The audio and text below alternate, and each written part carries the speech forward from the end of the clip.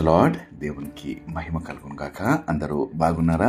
ఈరోజు దేవుడు మనకిచ్చిన వాగ్దానము రండి కలిసి ధ్యానించుకుందాం. పేతురు రాసిన మొదటి పత్రిక 5వ అధ్యాయము 7వ వచనము. ఆయన మిమ్మల్ని గురించి చింతించుచున్నాడు కనుక మీ చింత యావత్తు ఆయన మీద వేయుడి. ప్రియమైన దేవుని బిడ్డలారా, ఎంతో శ్రేష్టమైన వాగ్దానము తండ్రి మనకి ఈరోజు అనుగ్రహిస్తున్నాడు. ఈ లోకంలో చింత లేనివారు ఎవ్వరూ లేరు. ప్రతి ఒక్కరు ఏదో ఒక చింత, ఆందోళనతో దినమంతా విచారపడుతూ, భయపడుతూ, ఆందోళన చెందుతూ ఉంటారు. అయితే దేవుని వాక్యం సెలవిస్తుంది, మీరు చింతపడకుడి.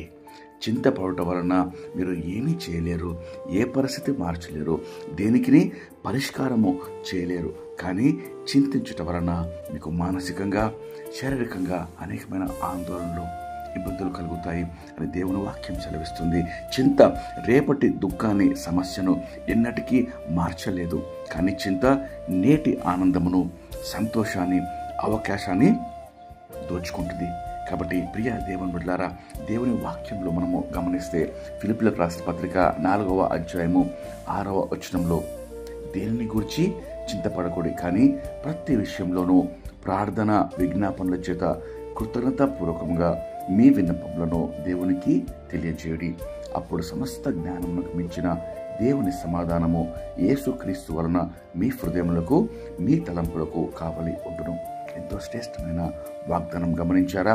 మనము చింత పడటం మాని మన చింత యావత్తును, మన సమస్యలను ప్రార్థనలుగా, విజ్ఞాపనలుగా మార్చి దేవునికి సమర్పించినప్పుడు, దేవుని పాద సన్నిధిలో ఆ చింత యావత్తును మనము పెట్టినప్పుడు దేవుడిచ్చు సమాధానము, నెమ్మది, పరిష్కారము మనకు లభిస్తుంది.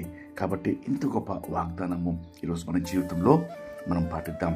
దేవుడు ప్రతి ఒక్కరికి ఆ కృప దయచేటకు, మరి ఈ దినమందు చింత లేనివారుగా, దేవుని సమాధానము, దేవుని కృప పొందేవారిగా ఉండటకు మీ అందరినీ ఆహ్వానిస్తున్నాం. రండి కలిసి ప్రార్థన చేసుకొని ఈ వాగ్దానం పొందుకుందాం. ప్రార్థన. మహాపరిశుద్ధమైన మా ప్రియమైన పరలోకపు తండ్రి, మీరు ఇచ్చిన శ్రేష్టమైన వాగ్దానంకై మీకెంతో స్తోత్రం చెల్లిస్తున్నామయ్యా. నిజమే ప్రభు, ఉదయం నుంచి ప్రభా ఎన్నో చింతలు, ఎన్నో ఇబ్బందులు, సమస్యలు, విచారాలతో ప్రభా అయా పడకలేస్తామయ్యా. కానీ ప్రభా మీ వాక్యం సెలవిస్తుంది, దేని గురించి చింతపడకూడదు, మీ చింత యావత్తు నా మీద వేయుడి, నేను మీ గురించి చింతిస్తున్నాను అని మీరు సెలవిస్తుండగా ప్రతి ఒక్కరు మీ మాటకు లోబడి చింతించడం మాని అయ్యా మీకు ప్రతి ప్రార్థన, విజ్ఞాపనతో ప్రభా మిమ్మల్ని ఎదుర్కొంటకు, ప్రభా చింతకు బదులుగా ప్రభా మీ సమాధానము, మీ నెమ్మది, శాంతి, విజయం పొందుటకు కృప దయచేయమని మీకే మహిమ చెల్లిస్తూ యేసుక్రీస్తు నామంలో వేడుకొంచు ప్రార్థిస్తున్నాం తండ్రి. ఆమేన్. దేవుడు మిమ్మల్ని దీవించును గాక.